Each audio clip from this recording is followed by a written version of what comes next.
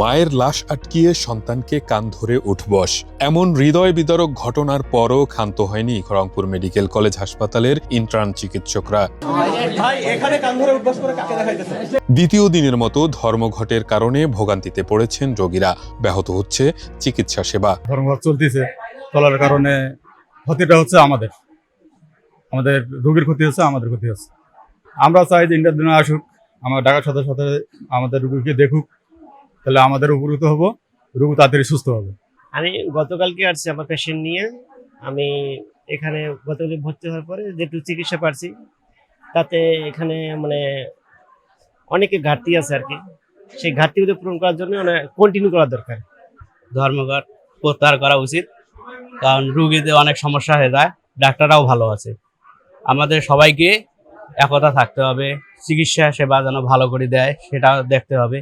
গত শনিবার ভোররাতে দায়িত্বে অবহেলায় মায়ের মৃত্যুর অভিযোগে ইন্টার্ন চিকিৎসকদের মারধর করেন নুরুন্নাহার বেগমের স্বজনরা। আর এতেই ক্ষুব্ধ হয়ে লাশ আটকিয়ে সন্তানকে এনে কান ধরে উঠবস করান ইন্টার্ন চিকিৎসকরা। এমন একটি ভিডিও সামাজিক যোগাযোগ মাধ্যমে ছড়িয়ে পড়েছে। এক পর্যায়ে বাধ্য হয়ে ওই দিন রোগীর স্বজনরা মহাসড়ক অবরোধ করে। এদিকে গতকাল সব দাবি দেওয়া মেনে নেওয়ার পরও আবারও নতুন দাবি আদায়ে ধর্মঘট ডেকেছে ইন্টার্ন চিকিৎসকরা। নেতারা বলছেন, দাবি আদায় না হওয়া পর্যন্ত ধর্মঘট অব্যাহত থাকবে। আমাদের যে এই একটা ইনসিডেন্ট হয়ে গেল, সেখানে আমাদের একটা নিরাপত্তার ইস্যু আছে। আমরা রাতের বেলা একা ওয়ার্ডে কাজ করি, সে সময় আমাদের যে নিরাপত্তাটা প্রয়োজন, সেই নিরাপত্তা এবং আমাদের আরো ইস্যুস নিয়েই মূলত আমাদের আজকের কর্মবিরতি। আমরা যতক্ষণ পর্যন্ত আমরা এনশিওর না হচ্ছি যে আমাদের কাজে ফিরে গেলে আমরা নিরাপদভাবে ফিরে যাব, ততক্ষণ পর্যন্ত আমাদের এটা চলমান থাকবে। এবং আমাদের দাবি দেওয়া সমূহ খুবই যৌক্তিক। পুরো হসপিটালকে সিসিটিভির আওতায় আনতে হবে, এখানে রোগীর অ্যাটেন্ডেন্ট 2 জনের বেশি পারমিশন দেওয়া যাবে না। এর পাশাপাশি হচ্ছে এখানে আমাদের ডাক্তার সুরক্ষা আইনটা বাস্তবায়ন করা, অনধিকার প্রবেশ নিষেধ করা। এখানে এর পাশাপাশি হচ্ছে আর যে দাবিটা আমাদের মধ্যে, এখানে মেডিকেল কলেজের জন্য ডেডিকেটেডলি পুলিশ ইউনিট রেডি করা, আনসারদেরকে এম্পাওয়ার্ড করা। প্রত্যেকটা ওয়ার্ড যেখানে কোনো প্রকারের ব্যবস্থা নেই, সেখানে নিরাপত্তা ব্যবস্থা নেই, সেখানে আনসারের ব্যবস্থা করা, আনসারদেরকে এম্পাওয়ার্ড করা। তো এই সমস্ত দাবি সমূহ নিয়েই আমাদের এই আন্দোলন চলমান।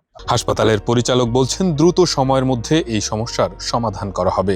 এটা আসলে কোনো ব্যক্তি জড়িত নাই। এখানে এটা একটা পরিস্থিতি এরকম হয়ে গেছিল, যে পরিস্থিতিতে আমরা সাময়িকভাবে জরুরি অবস্থায় রোগীর সেবা দিতে পারি নাই। পরবর্তীতে কিন্তু আমরা আবার একসাথে বসে সঙ্গে সঙ্গে আমরা জরুরি সেবাটা আবার চালু করতে পেরেছি। নির্দেশনা দেওয়ার প্রশ্নই আসে না, বা কর্তৃপক্ষ শুধু না, কিন্তু কেউ এই ধরনের নির্দেশনা দিবে না, দিতে পারেও না, আসলে দেওয়া সম্ভব না, কারণ কোনো কিছু বন্ধ রাখা।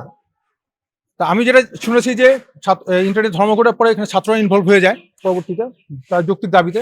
পরবর্তীতে আসলে হসপিটাল অন্যান্যরাও ইনভলভ হয়ে যায়, তার ফলে সাময়িকভাবে এটা বন্ধ ছিল। আমরা জানার পরেই সঙ্গে সঙ্গে আমরা চেষ্টা করেছি দ্রুত চালু করে দেওয়া এবং চালু করা সম্ভব হয়েছে। এমন ঘটনায় হাসপাতাল পরিদর্শনে আসেন রংপুর 3 আসনের সংসদ সদস্য মাহবুবুর রহমান বেলাল। ইন্টার্ন চিকিৎসকদের সঙ্গে কথা বলে তিনি আশ্বাস দেন সমস্যা দ্রুত সমাধান করবেন। আমরা জেনেছি যে গতকালের ঘটনাটা সমাধান হয়েছে, কিন্তু এটা যদি এখনো এটার জের থাকে, এটা মোটেও কাঙ্ক্ষিত নয়। আমি ঘটনা শুনেছি, ঘটনায় উভয় পক্ষের বাড়াবাড়ি আছে। আমি মনে করি এখানে রুগী ভর্তি হলে মরবে না, এই গানটি দেওয়া যায় না, তাই না?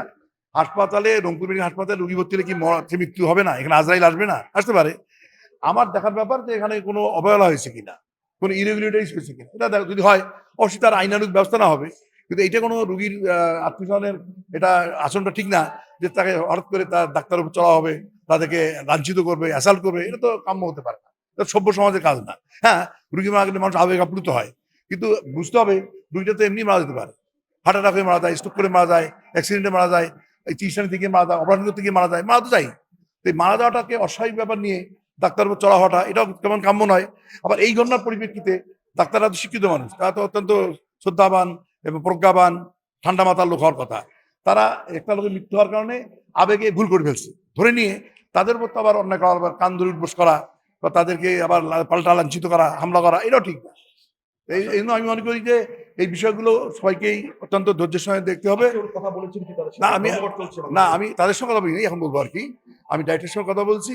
আমি যতদূর জানি যে এটা শুরু হয়েছে, যদি এটা এখন ধর্মঘট চলে তো অবশ্যই এটা অবসান হওয়া উচিত। রোগীদের সেবা তো ফার্স্ট আমাদের প্রায়োরিটি দেওয়া দরকার। রোগীরা তো কোনো অপরাধ করে না।